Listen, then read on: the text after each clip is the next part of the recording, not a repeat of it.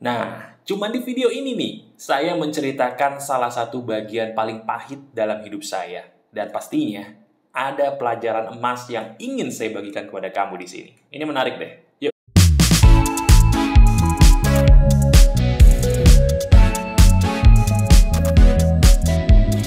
Halo semuanya, apa kabar? Ada saya kembali, Aryan Surya, sahabat baik kamu dari Pagar Kehidupan di Podcast Pagi. Kali ini, izinkan saya untuk menjadi sahabat kamu yang anggap aja kita udah lama gak ketemu ya. Terus kita bertemu di jalan dan saya ingin banyak bercerita kepada kamu. Cerita yang ingin saya bagikan kepada kamu di hari ini adalah sebuah kisah yang bisa dibilang paling pahit dalam hidup saya. Dan siapa tahu nih, apa yang saya bagikan ini juga sangat pernah banget gitu kamu alami.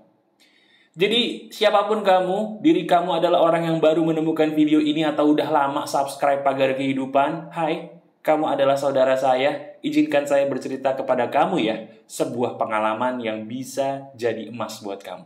Ini menarik nih. Jadi gini, kamu pernah nggak sih sebagai manusia merasa di kondisi yang paling ujung dalam hidup kamu? Kondisi paling ujung itu, coba deh. Pernah nggak sih kamu dalam hidup merasa dalam kondisi yang paling ujung?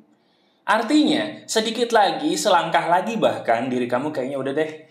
Kayaknya saya lebih baik memutuskan gak ada lagi di dunia ini. Percuma juga ada saya. Pernah atau tidak? Kalau memang pernah, itu pun pernah saya alami loh sebagai sahabat kamu. Bener banget.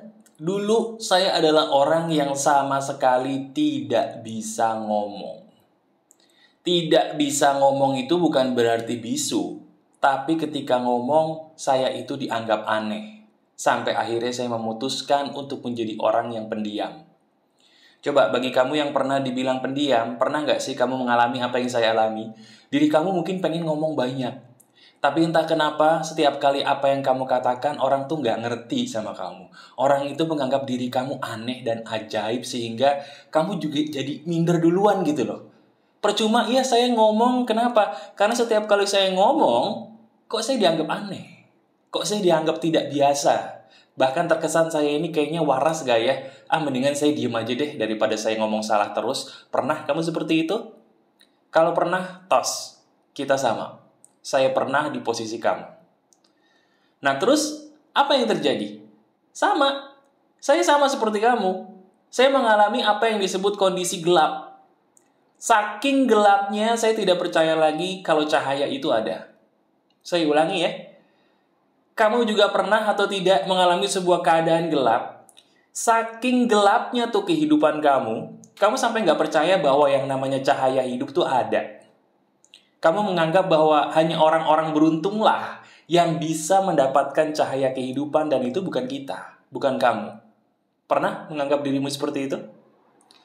Akhirnya, saya menjadi orang yang merasa bahwa diri saya ini salah untuk dilahirkan.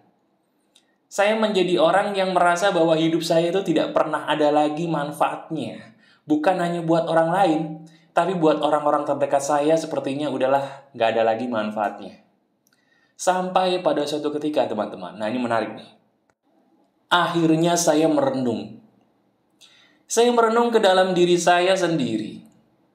Ada apa gerangan dengan diri saya sebagai seorang Aryan Surya tuh? Ada apa gerangan dalam tubuh saya? Kenapa diri saya kok menjadi orang yang seperti ini? Percaya atau tidak, di dalam batin saya muncul suara, teman-teman. Suara itu berkata, dunia itu jangan kamu jadikan Tuhan. Saya ulangi ya. Batin saya berkata, dunia itu jangan kamu jadikan Tuhan. Kalau saya mendengarkan kalimat itu sekarang, saya paham. Karena ilmu saya alhamdulillah sudah lebih baik. Tapi dulu ketika saya masih ABG, 10 tahun lalu lebih, saya mendapatkan batin seperti itu suaranya, saya bingung maksudnya itu apa. Coba, kamu nangkap nggak? Coba kamu sekarang kalau di batinmu ada suara, jangan jadikan dunia sebagai Tuhanmu. Kamu paham apa yang kamu maksud? Kamu paham apa yang batinmu sendiri maksud? Kalau paham, hebat. Kalau dulu, saya bingung. Akhirnya, di tengah kebingungan saya itu, saya nggak tahu mau ngapain, teman-teman. Saya tahu bahwa dunia itu bukan Tuhan, tapi prakteknya gimana? Gimana caranya? Emang Tuhan itu bukan dunia dan dunia bukan Tuhan saya? Maksudnya apa sih? Saya nggak ngerti. Sampai pada suatu ketika, saya memutuskan untuk kembali beribadah. Jadi asal kamu tahu, dulu beberapa puluh tahun, 10 tahun lebih yang lalu, saya sebagai orang muslim itu sholat juga bolong-bolong. Ya, sampai pada suatu ketika akhirnya saya memutuskan untuk coba deh sholat lagi, ibadah lagi. Dan kamu tahu nggak?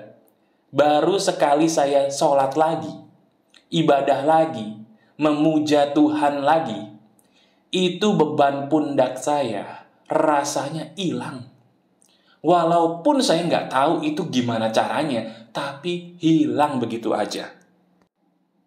Apapun keyakinanmu, apapun kepercayaan yang kamu peluk, diri kamu lihat deh, seberapa dekat sih kamu menyentuh Tuhanmu dengan keyakinan yang kamu pilih? Benar nih, saya nanya sama kamu. Coba lihat diri kamu sendiri, lihat diri kita masing-masing sendiri. Selama ini kita beribadah, bagus. Tapi seberapa dalam kita menyentuh Tuhan kita dengan ibadah kita? Karena itulah yang akhirnya menyelamatkan saya, teman-teman. Ketika saya merasakan nikmatnya sholat sebagai seorang muslim, saya tiba-tiba memutuskan untuk ya udahlah, saya sholatnya dirutinkan lagi aja. Toh juga enak, rasanya enteng badan saya, damai jiwa saya. Dan ternyata disinilah titik balik saya, teman-teman. Ketika saya rajin kembali menunaikan ibadah saya fokuskan diri saya kepada Tuhan saya dengan cara yang betul-betul teduh, dengan cara yang betul-betul tulus. Apa yang terjadi? Akhirnya mendadak paham saya, ngerti saya apa yang Tuhan mau. Intinya, dasarnya, kita itu tidak akan menjadi merasa gelap kalau kita rajin menyentuh sumber cahaya kita kok. Bener nggak? Sumber cahaya kita itu bukan lampu, bukan bulan, bukan matahari, bukan. Sumber cahaya kita itu yang menciptakan lampu, yang menciptakan bulan, yang menciptakan matahari, yang Maha Esa, yang Maha Pencipta, lagi Maha Penyayang. Itu sumber cahaya kita gitu loh. Dan ketika saya fokus kepadanya, apa yang terjadi? Muncul hikmah-hikmah di batin saya yang semakin lama semakin mengobati saya. Salah satu hikmah yang paling mengobati saya adalah sebuah kalimat. Kalimatnya gini. Dalam hidup itu, semua bergantung kita sendiri. Kita mau menjadikan dunia itu seperti apa? Apakah kita mau takluk dengan dunia sehingga kita menjadi orang yang kalah? Menjadi orang yang merasa gagal, menjadi orang yang merasa nggak ada gunanya lagi, atau kita mau memaksa dunia untuk bertekuk lutut di depan kita. Saya ulangi perkataan saya ya, hidup itu pilihan. Pilihan. Yang pertama, kita mau memberikan dunia itu semacam kuasa untuk menenggelamkan kita. Sehingga kita ngerasa nggak ada gunanya lagi, gelap, sedih, sengsara, gagal, putus asa, the end, game over. Atau yang kedua, kita mau memaksa dunia untuk bertekuk lutut di hadapan kita. Gak peduli apa kekurangan kita. Belum tentu loh itu kekurangan bagi orang lain. Dan itulah yang saya lakukan. Akhirnya saya memutuskan mengikuti hati saya. Saya memutuskan dulu pertama kali teman-teman menjadi penyiar di Kaskus Radio. Sekarang udah gak ada.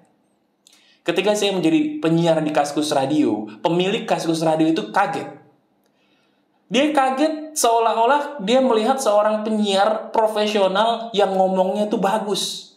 Padahal nggak ada sama sekali pengalaman saya pada waktu itu dengan hal yang namanya siaran apalagi ngomong.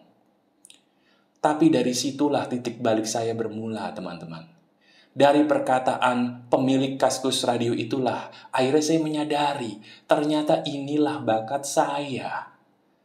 Dari situlah akhirnya saya mengerti, bukan karena saya aneh, bukan karena saya tidak waras, sehingga orang-orang tidak memahami saya, tapi ternyata karena saya lebih pintar dari mereka, sehingga mereka tidak memahami saya. Dari situlah akhirnya muncul Aryan Surya sebagai motivator. Mulai dari SoundCloud, mulai dari YouTube, sampai sekarang bisa sebesar ini. Sekarang coba lihat kisah saya, teman-teman. Lihat diri kamu sendiri. Diri kamu selama ini merasa gagal gak dalam hidup? Sekarang coba tanyakan dirimu sendiri deh. Apakah diri kamu yakin perasaan gagal itu nyata? Saya ulangi, coba lihat diri kamu sendiri. Lihat, apakah kamu yakin banget gitu, yakin betul gitu, bahwa kegagalanmu, rasa gagal itu nyata loh. Benar, kamu gagal. Mana buktinya? Mana buktinya? Sekarang saya tanya pakai pertanyaan logis sederhana. Kalau memang diri kamu benar-benar gagal seperti yang kamu katakan atau kamu tuduhkan barusan, mungkin nggak kamu masih bisa nonton video ini? Karena orang yang benar-benar gagal, dia udah mati. Dia udah mati, udah nggak bisa gerak. Apalagi nonton, serem. Serem banget, udah jadi hantu kamu. Enggak kan? Diri kamu masih hidup. Masih bisa nonton saya. Dari tadi mengangguk-anggukkan kepala, pertanda setuju dengan perkataan saya. Ya udah, hidup kamu sudah berubah. Benar. Diri kamu bisa nonton video saya sampai menit ini, diri kamu sudah berubah, titik. Nggak sadar. Nggak sadar diri kamu udah berubah. Berapa banyak anggukan kepala yang kamu lakukan, baik secara langsung maupun dalam hati, menandakan kamu setuju dengan ucapan saya dari tadi. Banyak. Kalau kamu setuju dengan saya, itu berarti kamu mengamini perkataan saya. Ketika kamu mengamini perkataan saya, dirimu sudah berubah loh sudut pandangnya secara tidak kamu sadari. Sekarang coba lihat dirimu. Kamu ngerasa nggak bahwa rasa gagal dalam dirimu itu sebenarnya nggak ada tuh? Rasa gagal yang kamu rasakan itu sama seperti saya dulu. Menganggap dirimu gagal padahal enggak. Menganggap dirimu tidak berguna padahal berguna. Hanya orang-orang di sekitarmu belum memahami seberapa spesialnya kamu. Diri kamu gagal sebagai pasangan, bukan gagal. Pasanganmu aja yang salah. Cari pasangan yang bisa mengerti kamu, ada loh di luar sana, percaya deh sama saya. Teman-teman kamu nganggap kamu aneh. Bukan kamu yang aneh, teman-temanmu yang gak ngerti kamu. Cari teman-teman yang sefrekuensi, ada loh di luar sana. Teman kamu yang satu frekuensi, ada. Percaya sama saya. Pekerjaan kamu membuat kamu jadi kayak budak. Ya udah, jangan kerja itu. Kita udah merdeka loh. Kenapa kita harus diperbudak atas nama uang? Hey, Tuhan kita itu bukan dunia. Tuhan kita itu yang menciptakan dunia. Paham? Ayo, berubah. Sekarang, jangan tuhankan dunia, tapi tuhankanlah Tuhan yang Maha Esa sebenar-benarnya Tuhanmu. Gunakan keyakinanmu untuk mendekatkan dirimu kepada Tuhanmu dengan sebaik-baiknya pendekatan. Bukan cuma formalitas yang penting beribadah, no. Dekatkan dirimu dengan sebaik-baiknya pendekatan. Dan ketika kamu dekat dengan Tuhanmu, dirimu akan semakin setuju dengan video ini. Karena apa? Apa yang saya berikan kepadamu sekarang, itu yang ada di batin saya ketika saya memohon petunjuk kepada Tuhan saya. Benar, ini saya sampaikan melalui mulut saya sebagai seorang manusia. Tapi apa yang saya sampaikan, ini adalah dari Tuhanmu dengan perantaraan saya sebagai sahabat kamu. Yuk, rubah diri kamu. Kamu berharga. Rubah dirimu. Rubah dulu sudut pandangmu. Cintai kamu sendiri. Baru kamu akan merasa, ternyata saya itu berharga. Benar? Renungkan ya. Tonton video ini berulang kali sampai kamu mengerti dan paham bahwa apa yang kamu pikirkan selama ini itulah sumber bencanamu, bukan keadaanmu. Kamu berharga. Masih ada saya, Aryan Surya, sahabat baik kamu selalu dari Pagar Kehidupan. Tetap keep the spirit, keep sharing, and keep loving. Bye-bye.